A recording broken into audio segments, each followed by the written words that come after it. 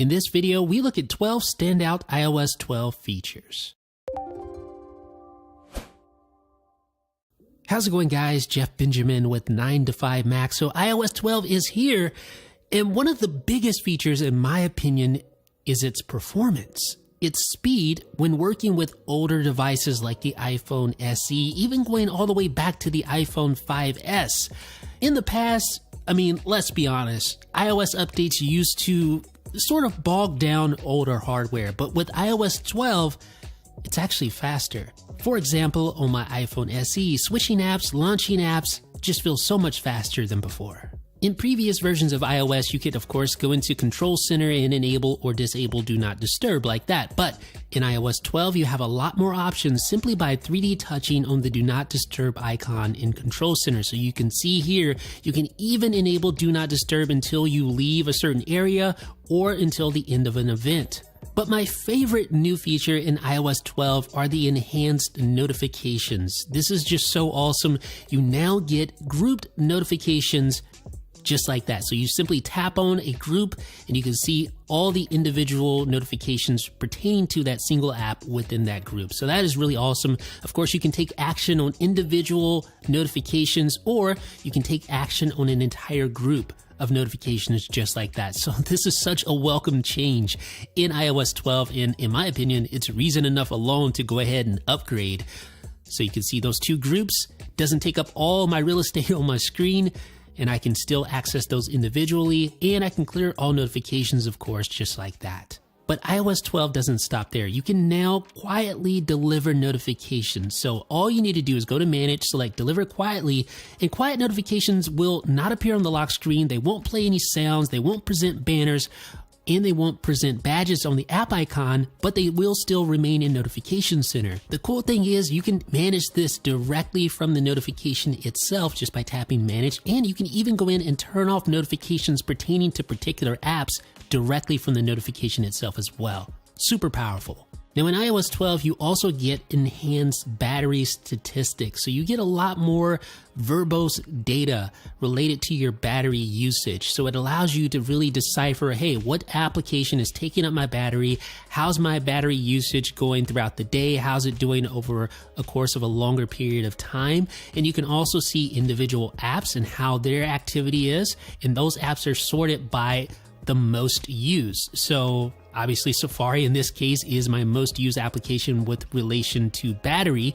You can see the last 10 days. I can tap on individual days and see battery usage for that individual day, and it's persistent even after a reboot. Although there are several redesigned apps in iOS 12, the Measure app is the only brand new app that appears by default when you install iOS 12. And this is an app that uses ARKit to allow you to measure things on screen in a very simple and easy to use manner. You can see there that the measurements are impressively accurate, and you get haptic feedback when you put your cursor over certain points so that you can easily pick up measurements where you left off. Obviously, I wouldn't rely on this if you're like building a house or something really critical, but it's a fun way to leverage the power of ARKit. And also built right into the Measure app is the Leveler tool taken from the Compass app. In iOS 12, an emoji on the iPhone 10 gets an upgrade. So you can see here, you now get 30 seconds to record your emoji. And it has tongue and wink detection built right in. But that's not all. There are also 4 additional new emoji characters, including the koala and the T-Rex. There's the koala. That's my favorite new emoji character by far. T-Rex is pretty cool too. And that also has like wink and tongue detection as well. But that really is only one piece of the Animoji puzzle. Now in iOS 12, you get something new called Memoji. And this allows you to use the Memoji Maker to create your own avatar based on basically however you want it to look. So you have all these different options here. You have skin color, you can change that. Of course, you have different hairstyles that you can choose from as well. Tons of different hairstyles, different head shapes, different sets of eyes, eyebrows, ears, nose, facial hair, eyewear, headwear, etc. You can make it look however you want it to look. Pretty cool. Now, another new administration feature in iOS 12 is none other than screen time. This allows you to keep tabs on how you're using your iOS device, whether it be an iPhone or an iPad. You can go in and you can see exactly what apps you've used, how long you've used those apps, and really get a good idea as to how you're using your device. So you can go in there and see individual app statistics if you want to do that, see things like daily average for those applications, how many notifications were related to that application. You can even set limits on an app by app basis. So you can go in and set time limits on those. And while it shows the current day usage, you can also go back and look at previous days as well, just to see if there's any trends that you notice. So as you can see, this is a very, how should I say it, honest way to evaluate your usage. You can really see how much time you're wasting, or not wasting, but spending using your iPhone. Now there is a setting called downtime as well to set a schedule to be away from the screen, and during downtime, only certain apps will be available for you to use, such as phone or messages, for instance, if you want to do that. You can set app limits based on certain app categories if you wish to do that. You can edit the types of apps within those categories as well.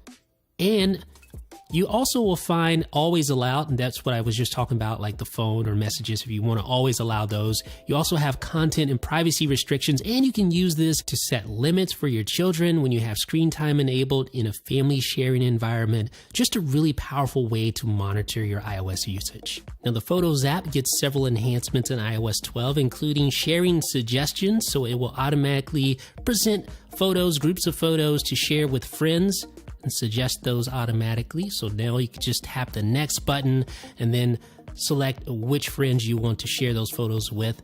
And they can also get suggestions on what to share back with you if they're in those photos. Now there's also media types under the Albums tab, and this will show certain types of media in a more streamlined manner. There's also, if you go into the Messages app, select the camera and tap on the Special Effects button, you can add all sorts of effects to the camera for you to share with friends via iMessage. So I can add an emoji, which will superimpose that emoji on my body, as you can see there. And then you can also, on top of that, add filters in other effects, whether that be first-party effects like these, the text effect, or you can even add third-party stickers as well.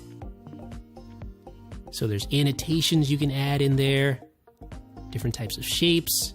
And this works with both photos, static photos, and videos. So you can create really cool videos to share with your friends via iMessage, and I'm sure they'll get a kick out of it, believe me. Now, the last thing we're going to talk about is none other than Siri shortcuts. This is a super powerful feature that allows you to invoke automation using Siri anywhere on your iOS device. So by default, if you go into Siri in the Settings app and you go to shortcuts, you can see some suggested shortcuts, and these are all based upon how you use your device. Basically, you assign a Siri command to those shortcuts, and this will work with third-party apps as well. But another way to really get a lot out of this is to download the Shortcuts app, which will be available on the App Store. And there you can create your own shortcuts or go to the gallery and download shortcuts that have already been pre-created for you. So just for an example, I'm going to use this shortcut, which allows me to find a track on YouTube based on what's playing in Apple Music. So all I need to do is tap Add to Siri and then record a Siri command. So I'm just going to say find track on YouTube. I'll tap edit and just make sure I get that right. There we go. And now anytime I invoke Siri while music is playing in Apple Music, and then I say find track on YouTube, it's automatically going to take that track, the name of the track, open up the YouTube app, paste that into the search bar, and find the results. So let's try it out. Find track on YouTube. Watch what happens. Opens up YouTube app, paste it in the search, and it finds the track just like that. This is why I'm saying this is such a powerful tool. Again, third parties will be able to use these shortcuts as well. So really the sky's the limit, folks. This is super exciting. We'll have way more on this in the future. What do you guys think? What is your favorite iOS 12 feature? Let me know down below in the comment section, and thumbs up this video if you appreciate it. Subscribe for more videos like this. This is Jeff with the 9 to 5 Mac.